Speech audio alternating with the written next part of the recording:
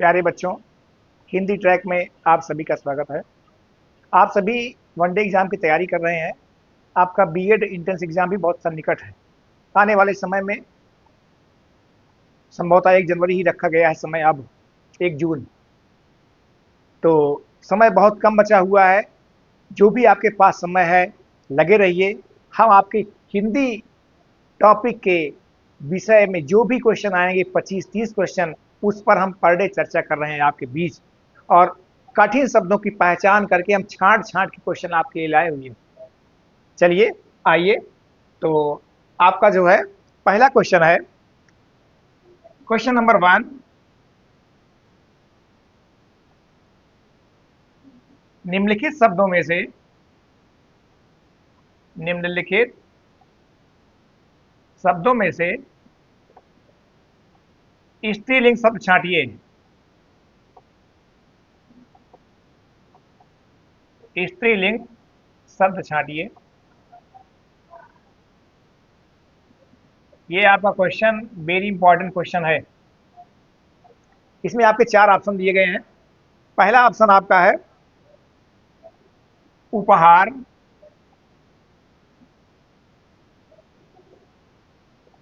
Second आपका B option ग्रंथ।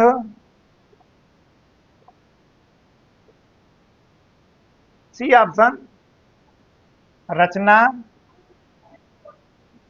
और डी ऑप्शन आपका मस्तक। ये आपके 4 ऑप्शन दिए गए हैं। ध्यान दीजिएगा, क्वेश्चन कहा गया है स्त्रीलिंग छांटना है आपको। अब पुल्लिंग और स्त्रीलिंग सब छांटना है तो बहुत आसान, लेकिन कहीं ना कहीं अभ्यास में जब कमी होती है तो बड़ा गड़बड़ हो जाता है। आइए आपको हम ट्रिक बताते हैं। सबसे पहले अब देखिए, यहाँ 4 ऑप्शन दिया गया है, ए, बी, सी और डी। उपहार। अब छोटा सा तरीका आपको हम बताते हैं। वह तरीका है, जब भी कोई भी शब्द आपको मिले उसमें स्त्रीलिंग पुल्लिंग छांटना हो तो सबसे छोटा आप वाक्य प्रयोग बनाइए। सबसे छोटा, ध्यान दीजिएगा, बड़ा ना हो। अगर बड़ा हो जाता है तो कहीं ना कहीं कारक चिन्ह के माध्यम से, दूसरे के माध्यम से वह जो है आपको स्पष्ट नहीं हो पाता है। और जब छोटा वाक्य प्रयोग करेंगे तो वह स्पष्ट हो जाएगा। जैसे उपहार बड़ा है। अब ध्यान दीजिएगा, बड़ा है कि बड़ी है? बड़ा है, इसलिए ये भी आपका गलत हो गया। ये आपका पुल्लिंग शब्द है। ग्रंथ। ग्रंथ आपका मोटा है। मोटा है कि मोटी है? ग्रंथ आपका मोटा है, इसलिए आपका यह भी पुल्लिंग शब्द है। फिर आपका रचना। रचना बड़ी है। रचना बड़ी है। रचना छोटी नहीं है। रचना बड़ी है या रचना छोटी है? तो छोटी है, रचना बड़ी है। इसमें आप करेंगे रचना बड़ा है, अटपटा सा। रचना छोटा है, अटपटा सा। तो ये आपका सही है। अब आपका मस्तक। मस्तक बड़ा है। मस्तक बड़ा है। मस्तक छोटा है। तो कहीं ना कहीं आपका ये भी आपका गलत हो गया ऑप्शन। एक ऑप्शन आपको सही दिखाई पड़ा, कौन सा? रचना। रचना बड़ी है, इसलिए आपका ये सी ऑप्शन बिल्कुल सही है। उम्मीद करते हैं आप समझ गए होंगे। पुनः एक बार समझ लीजिए, निम्नलिखित शब्दों में स्त्रीलिंग छांटिए। तो 4 दिया गया है। 4 में ऐसे क्वेश्चन में हमेशा आप छोटा सा छोटा वाक्य प्रयोग बनाइए।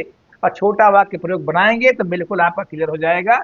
बड़ा बड़ी छोटा छोटी आदि करके बड़े वाक्य में जाएंगे तो आप फिर फंस जाएंगे या सही निकाल नहीं पाएंगे। नेक्स्ट क्वेश्चन आपका, क्वेश्चन नंबर 2। निम्नलिखित में यौगिक शब्द हैं।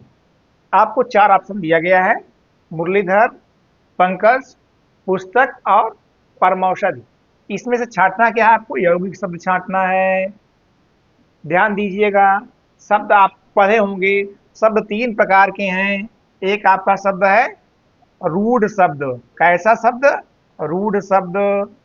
दूसरा आपका शब्द जो होता है वो होता है यौगिक शब्द।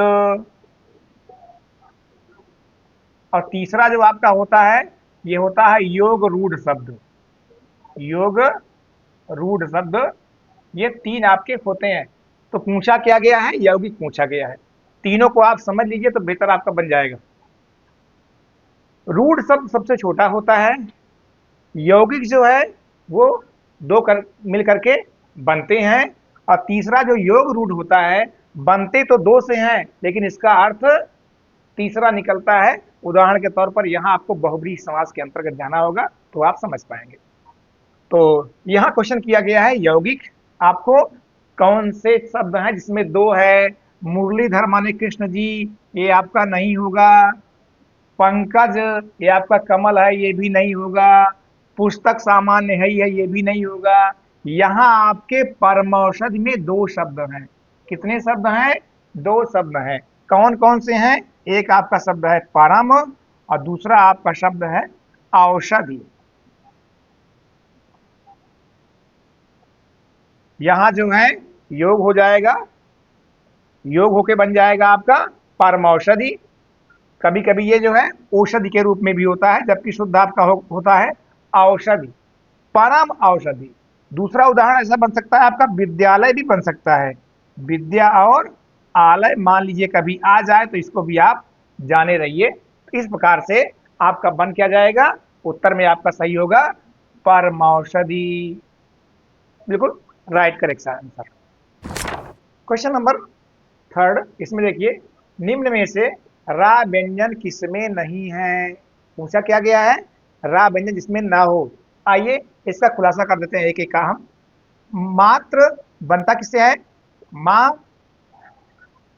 और आ, ता, रा,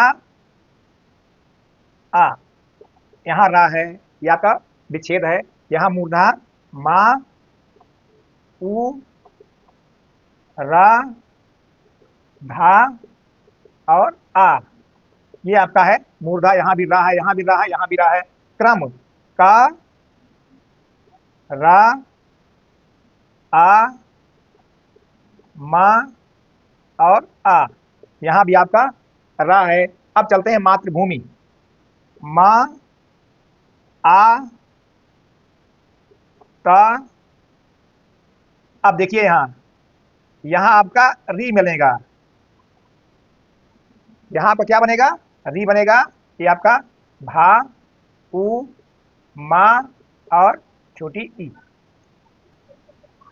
ये क्या है, ये आपका री है। ता में जो है वो री बन रहा है। री क्या है, एक स्वर है। और सब में क्या है, रा व्यंजन है। इसलिए आपका ये डी आपका सही होगा ऑप्शन। इसमें ये आप व्यंजन रा व्यंजन नहीं है। इन तीनों में रा व्यंजन है, रा रा रा और यहाँ क्या है री। इसलिए आपका ये ऑप्शन सही माना जाएगा। ये है आपका री। क्वेश्चन नंबर 4, अशुद्ध वाक्य छांटिए। यहाँ चार ऑप्शन दिया गया है, ए बी सी और डी। आपको चूज करना है कौन सा वाक्य अशुद्ध है। इसमें तीन शुद्ध है। मैं अभ्यास कर रहा हूं, ये आपका पूर्णतः शुद्ध है। क्यों शुद्ध है, क्योंकि इसमें किसी प्रकार का कोई दिक्कत नहीं है।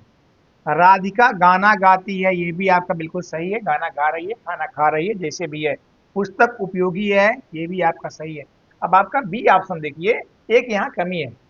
कृष्ण के अनेकों नाम है, ये आपका पार्टिकुलर शब्द जो है अनेकों, ये आपका अशुद्ध है। शुद्ध क्या है, शब्द आपका है अनेक। ये क्या है, ये है एक का बहुवचनवाची। एक वचन में आपका आएगा एक, बहुवचन में आपका आएगा अनेक। इसलिए आपका बी ऑप्शन सही है। अशुद्ध वाक्य पूछा गया था, अशुद्ध वाक्य आपका बी है। होना क्या चाहिए यहाँ, अनेक। नेक्स्ट क्वेश्चन, क्वेश्चन नंबर 5, देशभक्ति में समास है, ये आपका क्वेश्चन पूछा गया है।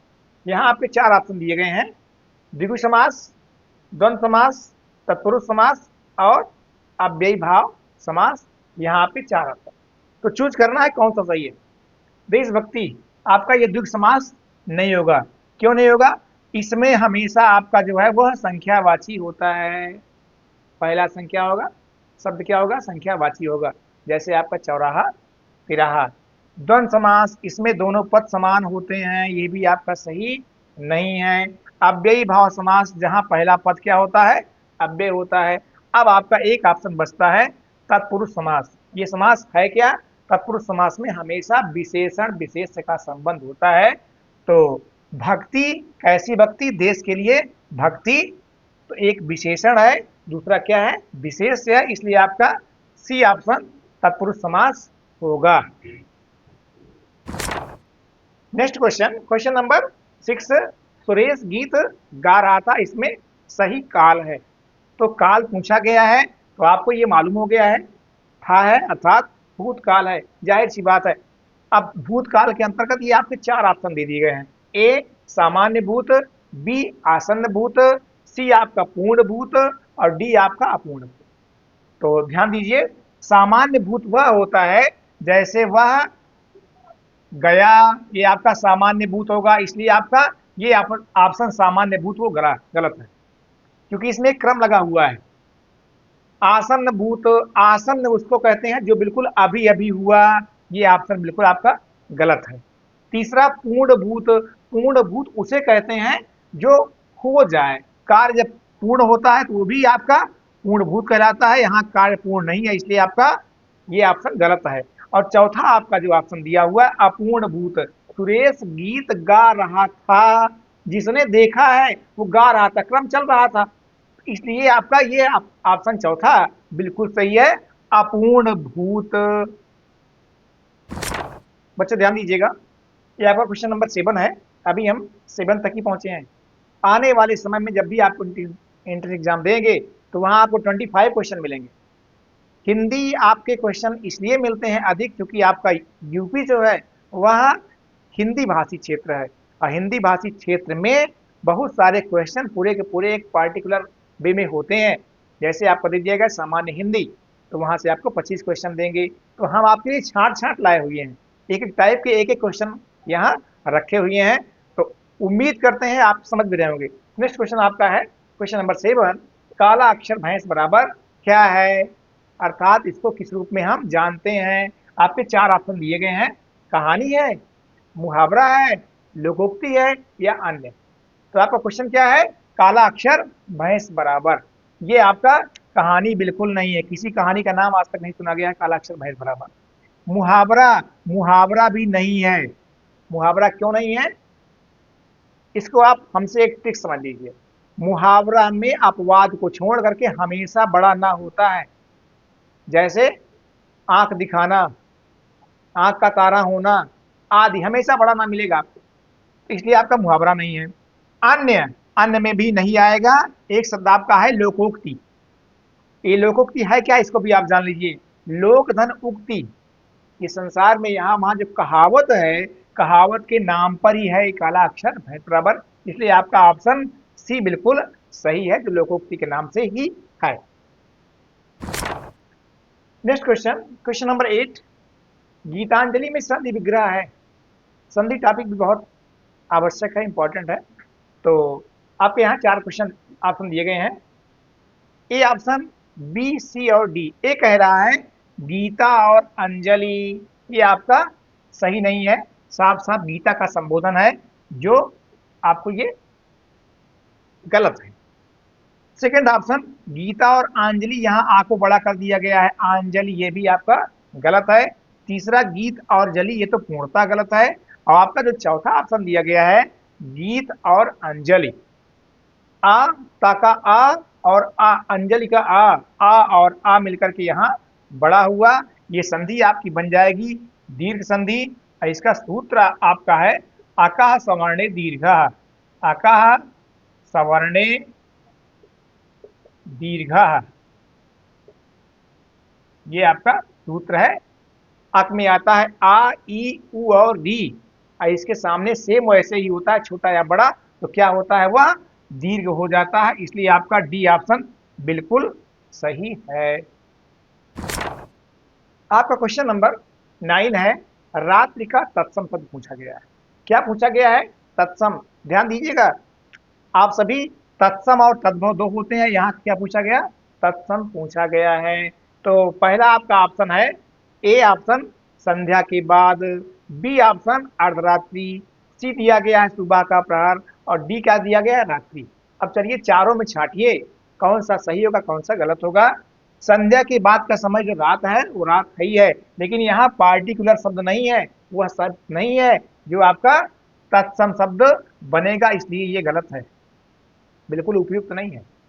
अर्धरात्रि, यहाँ पूरी रात को बात हो रही है, अर्धरात्रि क्या है, इसलिए ये भी गलत है आपका। सुबह का प्रहर, प्रहर एक खंड होता है, 8 पहर होते हैं, इसलिए आपका ये भी गलत है। और शब्द आपका लास्ट ऑप्शन है रात्रि, रात आपका जो है वह तद्भव शब्द है, इसका सही ऑप्शन क्या होगा, रात्रि ही होगा, इसलिए आपका ये डी ऑप्शन बिल्कुल सही है। बच्चों हम सब उम्मीद कर रहे हैं आप इसको जो है सही समझ रहे होंगे। एक एक टॉपिक का खुलासा हमारे साथ करिए, और जो खुलासा हो जाएगा कभी आप भूलेंगे नहीं, फिर किसी बुक में इस प्रकार देखने को नहीं मिलेगा ना, आप ऐसे समझ ही पाएंगे। क्वेश्चन नंबर 10 यहां दिया गया है, गुरु दक्षिणा में समास है, समास आप पढ़े हुए हैं, समास 6 है। यहाँ आपका एक शब्द दिया गया है गुरु दक्षिणा, 4 ऑप्शन दिया गया है ए बी सी और डी। पहला आपका ऑप्शन है अव्ययी भाव समास। अव्ययी भाव समास में हमेशा पहला पद अव्यय होता है, जो ये यहाँ गलत है। क्वेश्चन नंबर ऑप्शन बी में दिया गया है द्विगु समास। द्विगु में भी हमेशा पहला शब्द क्या होता है, वह संख्यावाची होता है, इसलिए यहाँ ये भी गलत दिया गया है। आपका द्वंद्व समास, यहाँ जो है दोनों पद समान होते हैं, अविलोमभाषी होते हैं, इसलिए यहाँ ये भी ऑप्शन गलत दिया गया है। अब आपका एक सी बच रहा है तत्पुरुष समास। तत्पुरुष समास में जो खंडन हम करते हैं हमेशा कारक चिन्ह का की प्राप्ति होती है, जब इसका हम खंडन करेंगे तो ये आपका बनेगा गुरु के लिए दक्षिणा, के लिए कर्ता कर्म करण संप्रदान, तो यहाँ आपका बन जाएगा संप्रदान तत्पुरुष, संप्रदान तत्पुरुष समास बनेगा। ये खंडन के अंतर्गत भी खंडन, तत्पुरुष समास तो है ही है, तत्पुरुष के अलावा यह संप्रदान तत्पुरुष होगा। एक कर्ता करता है फर्स्ट और एक लास्ट करता है संबोधन, और सब कर्म तत्पुरुष, कर्म तत्पुरुष, संप्रदान तत्पुरुष, आपादान तत्पुरुष, संबंध तत्पुरुष, अधिकरण तत्पुरुष, नए तत्पुरुष, ये आपके खंडन में हमेशा आते हैं। तो प्यारे बच्चों उम्मीद करते हैं ये सारे के सारे क्वेश्चन आप बेहतर समझे होंगे। अगले वीडियो में हमेशा आपको फिर ऐसे ही हम मिलेंगे, एक एक शब्द का खुलासा करते हुए चलेंगे, जो आपके वनडे एग्जाम में बहुत ही उपयोगी होगा।